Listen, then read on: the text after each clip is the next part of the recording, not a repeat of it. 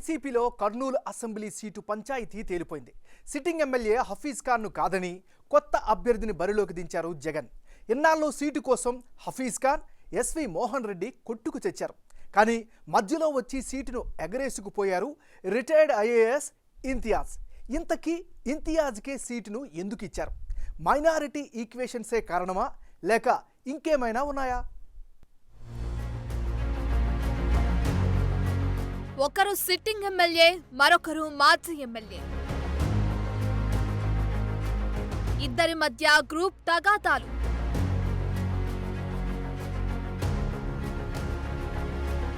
సీన్లోకి retired IAS entry. ఇది కర్నూలు నియోజకవర్గంలో అధికార వైసీపీ పరిస్థితి. ప్రస్తుతం కర్నూలు సిట్టింగ్ ఎమ్మెల్యేగా హఫీజ్ ఖాన్ ఉన్నారు. 2019 ఎన్నికల్లో ఎస్వి మోహన్ రెడ్డిని కాదని జగన్ హఫీజ్ ఖాన్ కు సీటిచ్చారు. టీడీపీ అభ్యర్థి టీజీ భరత్ పై 5,000 స్వల్ప మెజారిటీతో గెలిచాడు.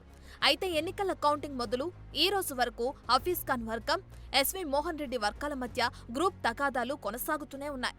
కర్నూలులో ఎవరికి వారే పార్టీ కార్యక్రమాలు చేస్తూ వస్తున్నారు. అయితే 2019లో హఫీజ్ ఖాన్ కు సపోర్ట్ చేశానని, ఈసారి టికెట్ తన కుటుంబానికే కేటాయించాలని ఎస్వి మోహన్ రెడ్డి డిమాండ్ చేస్తున్నారు. పార్టీ హైకమాండ్ కూడా సీటు విషయంలో హామీ ఇచ్చిందని టాక్. అయితే అదంతా గతం అంటున్నారు.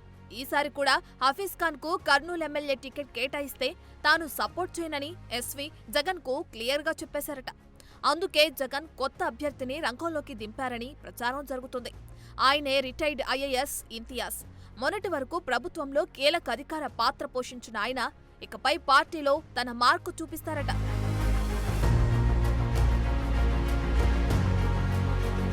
ఇంతియాజ్ది కర్నూలు జిల్లా కోడుమూరు. ఆయన బాల్యం కోడుమూరులోనే గడిచింది.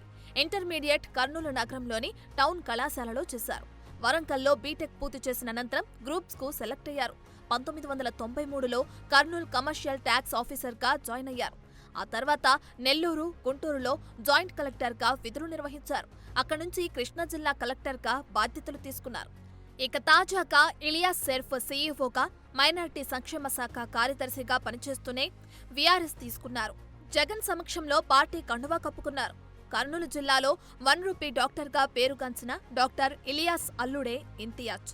కర్నూలు సీటు కోసం ఇద్దరు వ్యక్తుల మధ్య జరుగుతున్న యుద్ధానికి అధిష్టానం ఇంతియాజ్తో చెక్ పెట్టించింది. కర్నూలు అభ్యర్థిగా ఇంతియాజ్ తెరపైకి రావడంతో ఇరు వర్గాల కేడర్ షాక్కు గురైంది. వచ్చే ఎన్నికల్లో ఎవరు ఎవరికి సపోర్ట్ చేస్తారు అనేది ప్రశ్నార్థకంగా మారింది.